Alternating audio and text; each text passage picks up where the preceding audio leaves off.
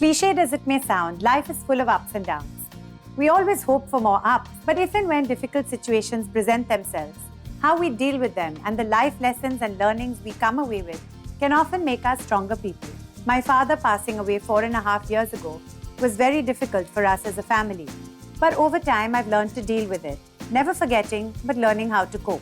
Different people have different ways of coping with difficult situations. Sometimes sharing with each other can help people who may be going through a similar situation and to make them know that they're not alone. On this show, that's what we try and do. On the show today, we have a Pow Wow with 3 inspirational women who talk about the obstacles that they have faced and dealt with in their lives. They have a happy life, but something within still hurts.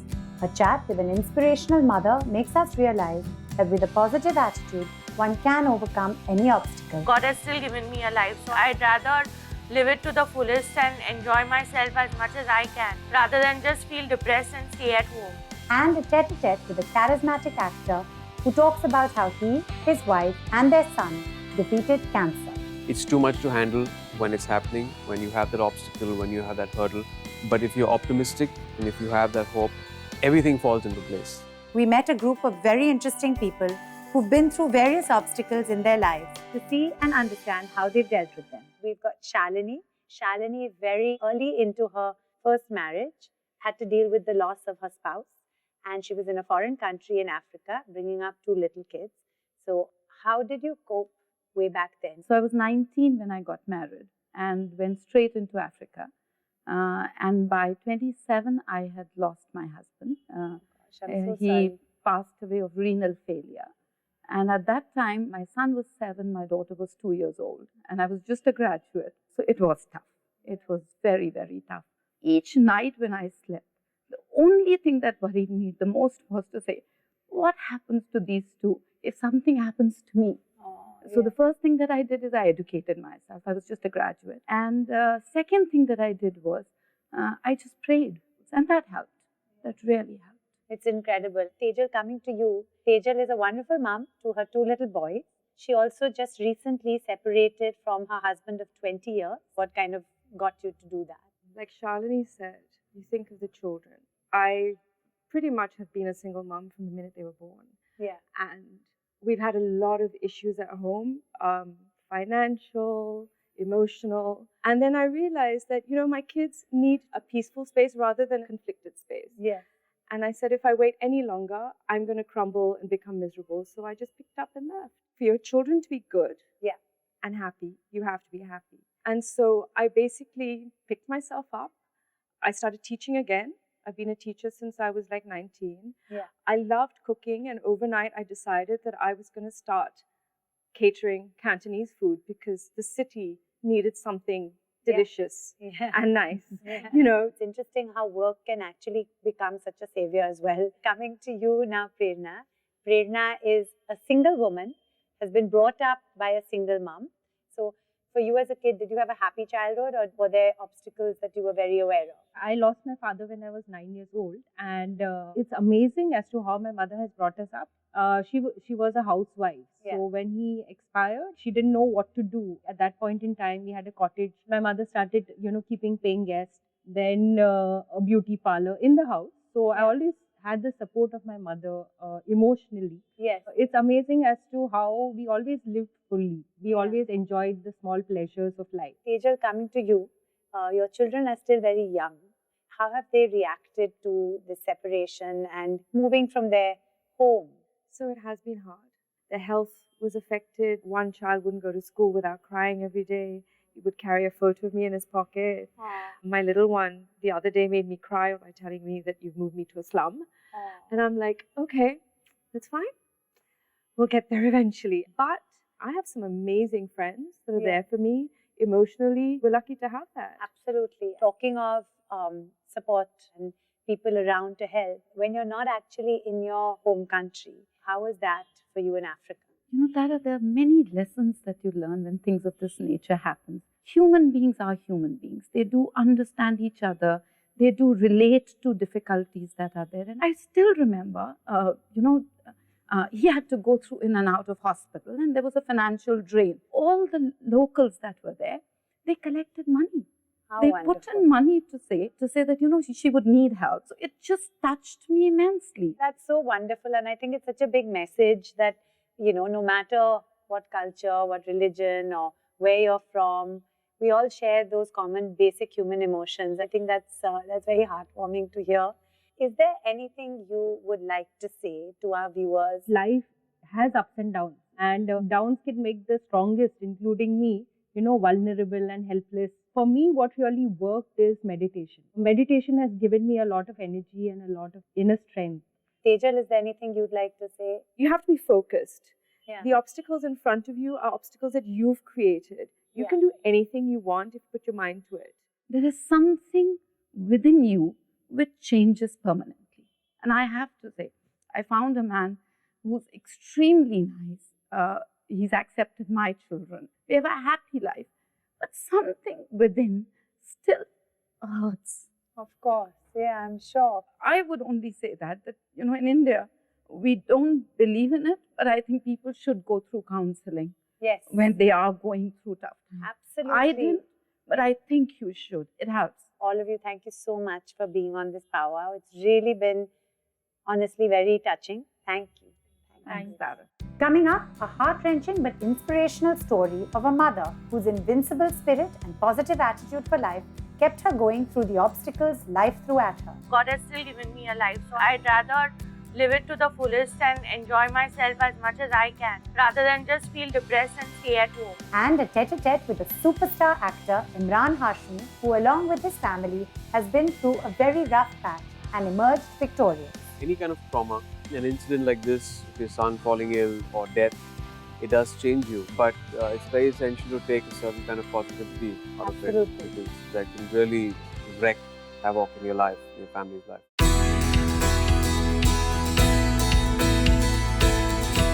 As always, I say, I'm no expert, but sometimes sharing amongst friends can be cathartic. I met a woman who's overcome an obstacle of a different kind. Sanam has been wheelchair-bound for 20 years, ever since she and her family went through a near-fatal accident. Her indomitable spirit and zest for life make her a truly positive person. And together with the help of her encouraging husband and loving son, they also run a very successful startup, Perfect Pooch. So, Sanam, can we rewind and go back to 21 years ago and what happened? My parents and I were in a car accident. Our car collided with a ST bus. They were pretty serious, and the next day they passed away. I'm so sorry. And yeah, I was in the car, and I have a very severe spinal cord injury in my cervical spine, which caused my motor nerves to be damaged, and hence I cannot move chest down, basically. I think there was a period of time when you actually sort of decided there was a reason for your existence and there was something that you wanted to do, or you felt there was some purpose. I was admitted to the center in New Delhi. So when I went there, I saw people who were in worse conditions than I was in. That was a turning point in my life, because I thought, I'm not alone in this. I mean, there are other people also in worse situations than what I am in. God has still given me a life, so I'd rather live it to the fullest and enjoy myself as much as I can, rather than just feel depressed and stay at home. That's really incredible. One of the reasons we do this show is to share inspirational stories like this and encourage and inspire. Tell us a little bit about your love story. I believe it's like a Hindi movie. So. Yes, very filmy. Actually, we didn't meet, but I used to make crank calls to him. You used to stalk him? Kind of, yeah. A common friend. Yeah. Who used to stay across my building. I mean, she kind of introduced us. Yeah. See, to be politically correct, honestly, I don't even want to say, did you have thoughts about disability? But I also know, having read your blog, that you said there was initially quite a lot of opposition from both your families. Yeah. You know, everybody was thinking that right now you all are in love and you all think that you all want to get married. But in the future, it is a lifetime commitment. It's not like I was going to get better after a few years, because this is a permanent disability that I have. So. And for you, Suraj, speaking of your bravery and inspiration, that's also quite a big step to fall in love and then say, yes, we're going to make it work together. It must have been quite something that you also had to go through with your family. Yeah, my family was, I mean, they were quite against it. I mean, they were like, what are you up to, how can you, get married to her? But there was a lot of opposition, but both of us, we had made our mind that, we want to live together. And that's how we went forward. In fact, when we got married, we had not told anybody. Yeah. We just went to the court and did a court marriage. I guess we had to do what we had to do. I mean, now they absolutely love me like their own daughter. That's what I was going to say. Like, I love them like I would love my parents, and they are totally, like, very loving towards me. And Yeah, I'm sure Ryan, and I know he's gone there, but I have a little present for you, Ryan, because I know you're being so good and sitting here and listening while we're doing all this. So how did the thought of having a baby come? First, we approached fertility clinics and all, but they said it would be very risky for me to conceive because, being completely paralyzed, chest down. Then we thought of going in for adoption. We approached three adoption agencies and we were turned down. So that must have been very difficult to face discrimination like that. We were pretty disappointed at that point of time. We then approached a couple of surrogacy clinics and they told us that how the whole process will take place. And so now, once little Ryan came, what was that moment like for you? That moment was quite unbelievable. Suraj had to be more involved in like getting up in the night to feed him, making his bottle, drop him to school, get him back from school, take him to a class, bathe him. Even simple things like that. Suraj still does that, Yeah. So That's amazing. So you're obviously a very hands-on dad, of course. Yeah. And I think you can give some lessons to lots of dads out there on like doing all these day-to-day things which one realizes how many there are when you list it out like that. But then I realized that although there are few limitations, there are other things that I can do. Yeah. So I try to focus on the things that I could do and do those to the best I could. Also, what's really fantastic is you have a very successful venture, Perfect Pooch. Yes, Perfect Pooch started about 13 years back. And I was approached by this lady called Shirin Merchant, who's the leading canine behaviorist in India. She approached me and she told me, would you like to have an assist dog? I mean, I always wanted to be a vet, so I just jumped to the idea of having a dog. And so she got this cute little black Labrador puppy and she said, we'll train him to do basic tasks for you. That's how magic came into my life. Whilst we were training, she suggested that why don't you start a home boarding facility for dogs. That's how we started Perfect Pooch. Wow, that's incredible. So you're not just a mum to one, you're a mum to quite like a few. Huge brood. So quite a few. Any wish list you have, and hopefully through the show we can try and do something. I think everybody needs to be more aware of different people who have different needs. I think children also need to be taught in schools about disability. I think with kids, they're actually very responsive and very accepting. So I think it's very relevant on a show like this, which is about families and parenting.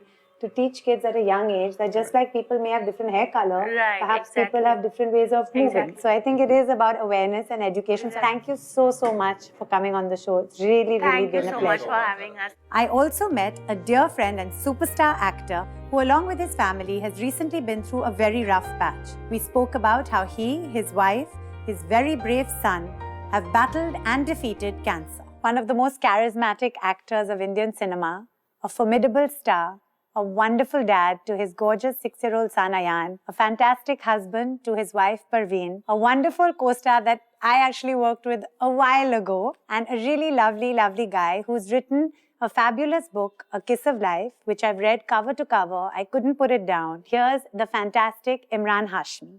Thank you so much. That's the best introduction ever. Thank you. Really a huge thanks for being on the show. My pleasure. So before we get to talking about the book and this phase of life, going back in time, how did you decide or when did you decide that you wanted to be an actor? Well, I never wanted to be an actor. I wanted to actually get into graphic designing in films. So I did a special effects course and then I started assisting in films. And then acting happened by accident when Mr. Mahesh Bhatt offered me this film, Footpath, in which I was cast as a supporting actor. In the book, you say you don't like the serial kisser tag. I hate it. But you did go down that route. Yes. So, the love of your life, Parveen. Yeah. How did she take to the kissing and stuff? She hated it. Yeah. How did you? She's made peace with it right now. Parveen, if you're watching, hats off. And I'm sure if you were in her position, you'd find it really hard. So, I wouldn't let me work. Yeah. I won't let me work in films. Yeah. So I think that's a big sacrifice that she's made. Yeah, it's really commendable. It is. We bog ourselves down with concepts of cancer and of death that children don't have. It's very essential to take a certain kind of positivity out of it because that can really wreck havoc in your life.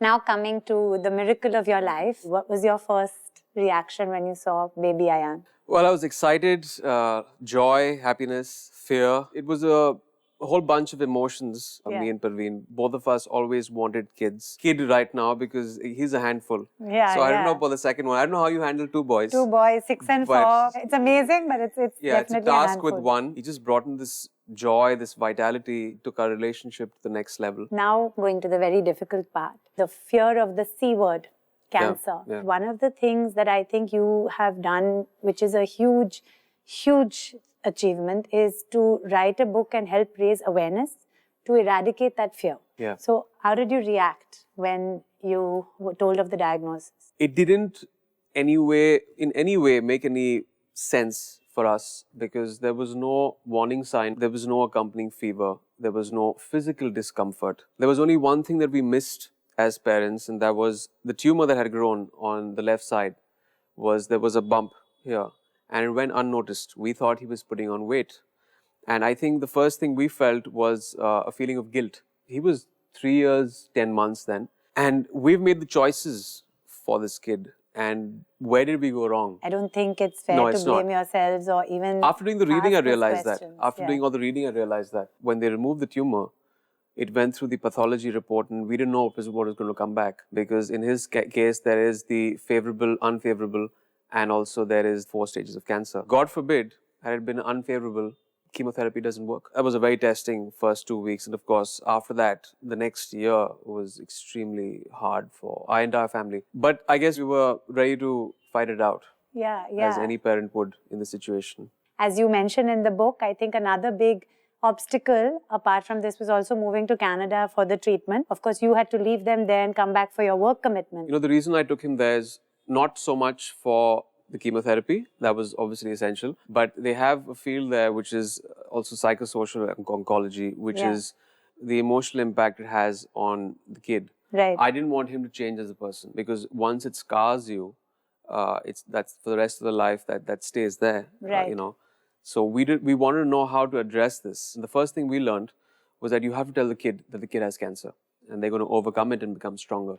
Yeah. Because it's very important to know when someone is jabbing a needle into your arm, why they're doing it. Yeah. Because then you start losing faith in people. You stop trusting people. I think children in many ways give so much strength. The fact that Ayaan would have still been responding completely normally and doing regular things, perhaps somewhere it helped you to get through and realize that he's going to be fine, you know? Completely. Either it's ignorance is bliss. We bog ourselves down with concepts of cancer and of death that children don't have. And that's why they recover so soon. Absolutely. So these things, I think, played a huge part. And that's why the final chapter in the book, it took me a couple of months to realize to pen that down. Right. Of how my son, in a way, kind of inspired me to live my life I have at to that admit, age. I was crying when I read that part. Yeah. Because, you know, the running the race, insisting on running, then falling twice, and then I can't even imagine what you guys went through. Yeah. You know, getting up and doing that. Yeah. It's amazing. I knew that, you know, any kind of trauma, an incident like this of your son falling ill or death, it does change you. But it's very essential to take a certain kind of positivity out of it, because that can really wreak havoc in your life, in your family's life. It happened because it made us stronger as a unit.